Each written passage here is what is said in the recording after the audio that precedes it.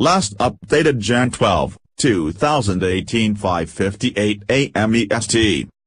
Johannesburg, Africans woke up on Friday to find President Donald Trump had finally taken an interest in their continent. It wasn't what people had hoped for. Using vulgar language, Trump on Thursday questioned why the U.S. would accept more immigrants from Haiti and thole countries in Africa rather than places like Norway, and rejecting a bipartisan immigration deal. The African Union continental body told the Associated Press it was frankly alarmed by Mr. Trump's comments. Given the historical reality of how many Africans arrived in the United States as slaves, this statement flies in the face of all accepted behavior and practice, spokeswoman Ebba Counto said. This is particularly surprising as the United States of America remains a global example of how migration gave birth to a nation built on strong values of diversity and opportunity. African governments quickly found themselves in an awkward position. As top recipients of U.S. aid, some hesitated to jeopardize it by criticizing Trump, especially as his administration has sought to slash foreign assistance. Unless it was specifically said about South Sudan, we have nothing to say, South Sudan government spokesman Tini Wektini told the Associated Press. In Haiti, one of the nations disparaged by name by Mr. Trump, the response was in turn more direct.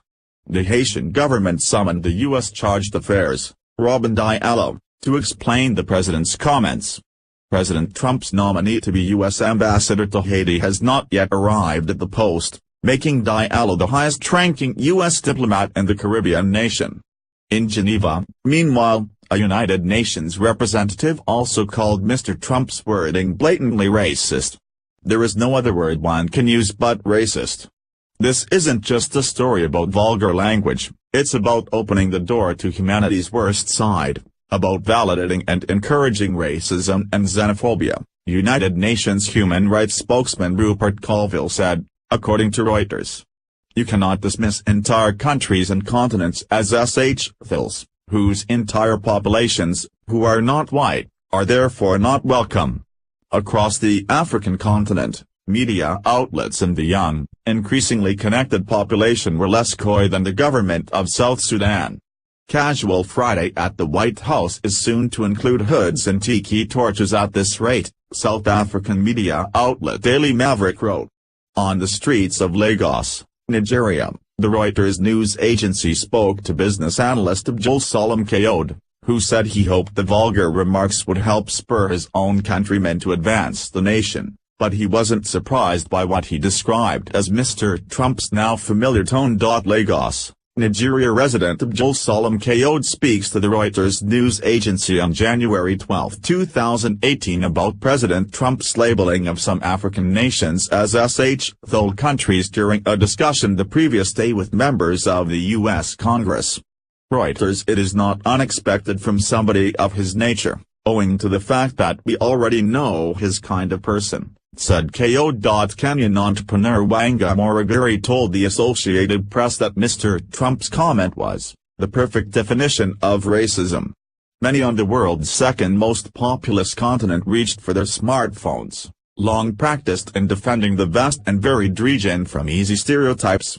While 40% of the world's poor live in sub-Saharan Africa, according to the International Monetary Fund, the region also has billionaires, reality shows and a growing middle class.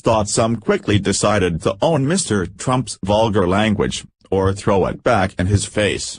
Tonight at 11/10 c, as someone from South Thole, Trevor is deeply offended by the president's remarks.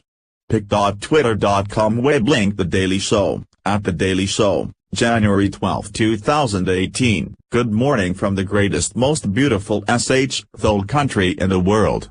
South African Broadcasting Corporation anchor Leanne Monas tweeted.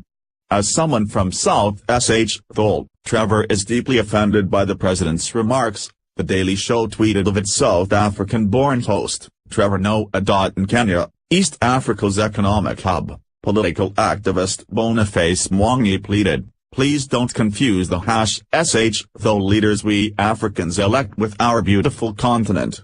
Mr. Trump's vulgar remarks came as lawmakers suggested bringing back legal protections for immigrants from Haiti, El Salvador and African nations as a part of a broader immigration deal, CBS News' Nancy Cordes confirmed, citing a person briefed on the meeting. "Why are we having all these people from thole countries come here?" the president said in the Thursday afternoon Oval Office meeting with a handful of members of the House and Senate. "We should bring in more people from places like Norway," he added. Norway's prime minister visited the White House Wednesday. The Trump administration recently decided that it would soon end temporary protected status, TPS, for citizens of those countries who came to the U.S. to escape natural disasters. President Donald Trump speaks as Norwegian Prime Minister Erna Solberg listens during a joint news conference at the White House in Washington, U.S., January 10, 2018. Reuters. Mr. Trump's remarks came as Senator Dick Durbin, D. Illinois, explained to the president which countries would be protected under the diversity visa program. Durbin threw out a few examples, including Haiti, and the president asked why the U.S. would want people from the tiny nation. A little later, when the group was discussing the visa lottery program and African immigrants were mentioned, the president asked, "Why Africa?" This led to his thole comment. The Washington Post first reported Mr. Trump's remarks, later adding more detail. The Post reported that Mr. Trump also suggested going one step further with immigrants from Haiti. "Why do we need more Haitians?" Mr. Trump said, according to the Post, citing people familiar with the meeting. "Take them out." There was no immediate reaction to Mr. Trump's remarks from the government of El Salvador, but the foreign ministry in Quito issued a series of tweets on Thursday urging the United States to continue extending TPS status to its citizens.